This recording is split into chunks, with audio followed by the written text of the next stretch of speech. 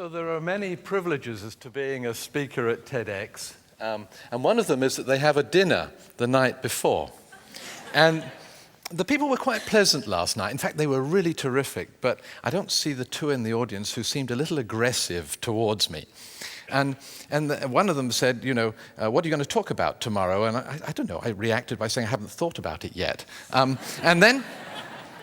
And then I said, actually, I'm going to talk about snoring and dirty hands. And they said, oh dear, that doesn't sound very interesting to come all that way for that. So let me explain to you why I'm going to talk about snoring and dirty hands. There are two examples of topics that are particularly not very sexy, really, not very TED-like, but actually they do threaten your dreams and my dreams of having a sustained, long and happy life. They're also topics that we love tackling in our labs at Toronto Rehab because they're practical things, like the toilets and things that she mentioned, that you can solve, or you can take a long step forward in solving them with technology. So they're real threats, and they're important threats, and they're threats that you should not ignore. Now, there's been a lot of talk about dreams. So let's talk about dreams. Let's talk about sleep. And sleep, as you know, is really important, both for your physical and your cognitive health. But there's a big threat lurking. I guess there are some ladies here who've slept with men at times. I don't know. But they've probably encountered a man during the night who does something like this. Indeed. Indeed, even over here you see my patient Johan, who, by the way, I had to rent from a Dutch hospital for 10 euros. And they assured me that he had bilateral compound fractures of the leg, which I wonder, having seen him jump up on the bed, but they've also told me he has a problem with snoring.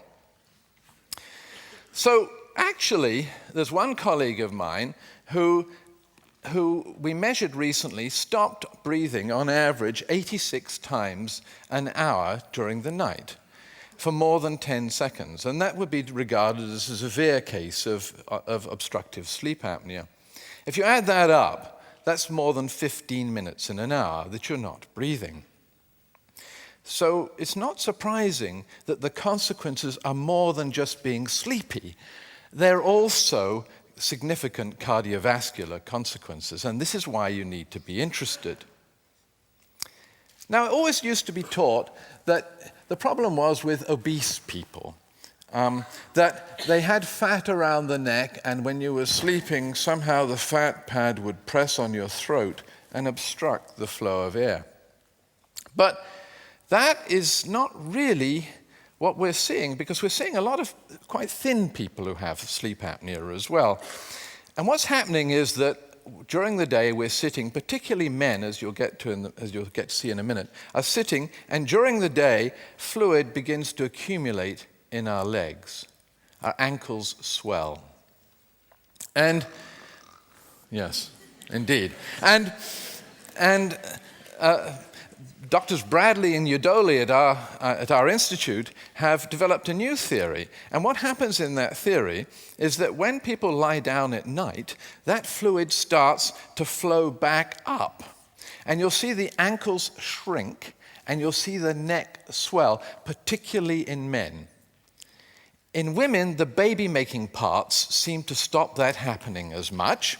So they benefit by not having as much sleep apnea, but of course they're disturbed by the loud snoring of their male partners. Now, I'm going to take a bit of a chance here. I'm going to ask the audience to raise your hand high and clearly and keep it up if you've been diagnosed with sleep apnea. Would you do that for me? Oh, I hope some have. Come on. Well, there are a few. There ought to be about 8% of the population. So you're either very shy or there are some. Okay. So now, the problem is that only between 5 and 15% of people who have it know they have it. So now, with the person's hand still raised, I want the 4 people on each side of that person to raise their hands as well. It looks a bit more impressive. Okay, as you look around. All right. So, what matters is that sleep apnea affects 8% of the adult population, and you can compare this with diabetes, which affects about 3 or 4%. It's eminently treatable, and if you have it, you need to know that you've got it, and you need to treat it, because as a result of it, you have 3 times the chance of having a stroke, 3 times, 4 times the chance of having a heart attack.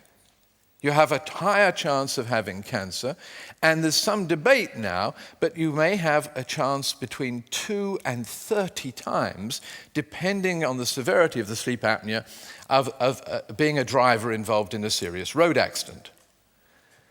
So you see that this is a huge public health problem, and to my colleagues at dinner last night, that's my justification for talking about it.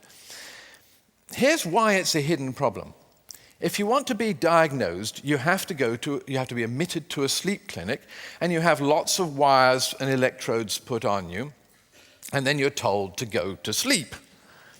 Well, not many people want to go to a sleep clinic. It takes a referral in most healthcare systems. In my country, in Canada, in some provinces, you can have to wait up to 2 years to get admitted to a sleep clinic, and it costs a lot of money. So here's the TED bit.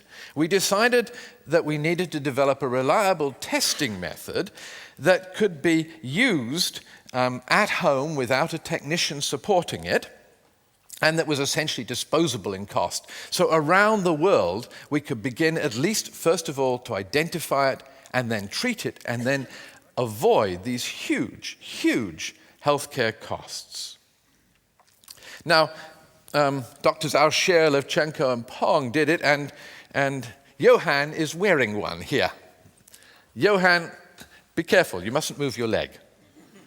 Yes, so what it is a very simple plastic device that anyone can afford. In fact, they're really cheap. And he sleeps with it overnight, and there's a little SD card here that records the sound very precisely of his breathing and of the air moving across the mask. Now, this recording is then analyzed automatically by a computer. If the score is less than 10, most sleep physicians would agree that you have no problem. If it's more than 10, then we can decide whether, with answering a few questions, whether you have sleep apnea or not, and then treat it. The correlation is better than 95% with those complex sleep clinics that you just saw, but moreover, you can now do it on many, many nights, and you can see if losing weight, for example, solves the problem, or lying on your side instead of your back. Now, here's my second example of a major threat to the 7, 8, or 9 billion, whichever speaker you believe. And let's just pop this away. And you might be quite surprised that this quail is such a threat. It doesn't look as though it has a very big beak. It doesn't look as though it's going to chomp your leg off. It doesn't look as though it's going to be amongst Hitchcock's birds that are going to attack you. But what it does, it's a sort of theatrical way of representing to you a concern about the development of microorganisms that are more resistant to treatment and that are threatening us all quite significantly. Now, back in 1847, there was an obstetric clinic. Actually, there were 2 obstetric clinics in Vienna, in the same hospital. And one was run by doctors, and one was run by midwives. Now, the unfortunate thing is that the clinic run by the doctors was having a mortality rate which, depending on where you read, was up to as much as 30%. The one that was run by the midwives was a few percent, 1, 2, 3, 4%. So the women in Vienna were pleading to be admitted to the midwife clinic, and they alternately, on alternate days, admitted to these 2 clinics. And there was a Dr. Semmelweis who thought there must be something different between the doctors and the midwives. And he realized that the doctors were doing autopsies in the next room, essentially, and they were moving from examining why the women had died to caring for the women. And this was before Pasteur had come across the bug idea. So he introduced washing with a bleach kind of solution, and when he got the doctors to wash with that solution, the mortality actually a few months later dropped to zero. The infection rate still came up a bit because the doctors didn't really like it. They didn't really believe it. They didn't think there was any evidence, and it interfered with their status because they thought going around with messy hands and things was a status symbol. And in fact, he was admitted to an asylum and some 14 days died as a result of beating by the guards. So I'm hoping that this isn't going to happen here today. But what has happened is not a lot. I mean, we don't have as many people die because we can treat the infections, but 1 in 10 people in the Western healthcare system, generally, going into a hospital, come out with something that they didn't have when they went in, or catch something they didn't have when they went in. In North America, that amounts to 100,000 deaths a year. And it's thought 50% of these might be from inadequate hand washing. So that's 1,000 deaths a week in North America alone. That's 2 fully loaded jumbo jets crashing and killing everyone every week. This, by the way, is a cargo jet, but that's all I could find, and it serves for the purpose. It would be a lot more cargo jets, because there's not many people in cargo jets, but we won't go and do that. But what we will do for dramatic effect is imagine the public interest if there were 60 crashes per week around the world, because that's what it amounts to, at least around the world. And we can guess that there'll be significant research money made available to solve this problem quickly, even though it's not a typical sexy TEDx problem. So I've been worried about this for a long time. I've been worried about the increase in antibiotic-resistant drugs, and I've been frustrated that we can't seem to get better hand hygiene. All the efforts, publicity campaigns, enforcement campaigns, they just have failed. You get some improvement for a while, and then it drops right off. So we actually discovered it was a pretty difficult problem. If you follow a busy caregiver around and they're obeying all the rules of washing their hands before they touch a patient and after they leave a patient environment and a couple of other times, they have to do it about 100 times a shift. 100 times a shift. So imagine, fortunately there's alcohol gel. You don't have to use soap and water all the time. But imagine doing that. That would take you maybe 30 seconds by the time you get it and you rub it on your hands. You've got about an hour of your 8-hour shift doing nothing but rubbing yourself with alcohol gel.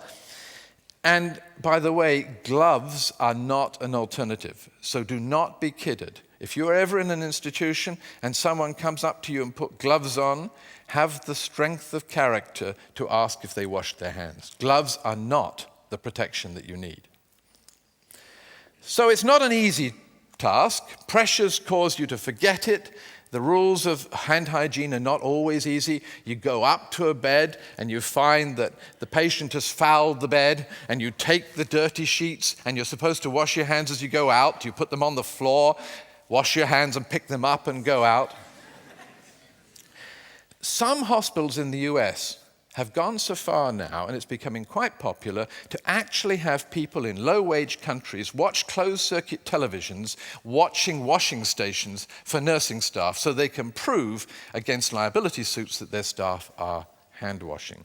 Can you imagine the tone that sets up?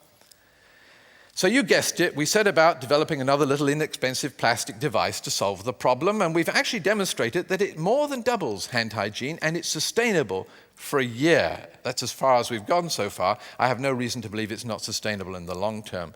Drs. Levchenko and Boskar worked with me on this, and I'm going to try and demonstrate this to you, and we'll do this with Johan's help. We're going to go over here, and we're going to come back through the door into Johan's room. Oh, Doesn't that happen on these occasions? Let me try again. Here we are. Oh, there we are. Temporary setups. But what's happening, if you can listen to it, is my badge is vibrating. And my badge is vibrating to discreetly remind me that I ought to wash my hands. It's not meant to embarrass me. So I'll go over here and I will wash my hands, and you will see that Johan is happy because he's involved in the process. He can also see that I've now washed my hands because my badge is glowing green. Green, TED again. So this is, I can touch Johan, he's quite safe, he will not die. So this is a positive help. It's a reminder, it's not a policeman, although of course it does contain all the information. It knows which room I went into, it knows what time, it knows I was lazy enough that I didn't wash my hands, it knows that I needed to be reminded to do it, and that I did it. So it does it because it has a little eye in the top that looks up at infrared signals on the ceiling. And it's very inexpensive. All the intelligence is in it. You do not have to have a vast network around the institution. You just wear the badge, and you can have a few badges or 1,000 badges. It's not a big deal. If one of the neat things is, if the doctor comes up to you as a patient, and you can turn to him and you can say, "Excuse me, doctor, but your badge isn't glowing green." And he'll say, "Oh, dear. These things often don't work," and he will go off and wash his hands and come back green. So there's no loss of face. Now, old age then should really be a stage in life that we look forward to. I think we all do. You amass toys during your life. The more toys you have when you die, the greater the winner you are. But you amass toys, you amass experience, and now is the time that you should really be contributing back to society and you should be enjoying life. But it isn't always the case. So in our institute, we focus on the vast opportunities that exist to solve problems like this, that are actually big problems, to solve them in simple ways, affordable ways, to help people enjoy the rest of their lives and help their families look after them. That's what motivates me, and thank you for letting me share it with you. Thank you, Geoff. Geoff Fernie, ladies and gentlemen.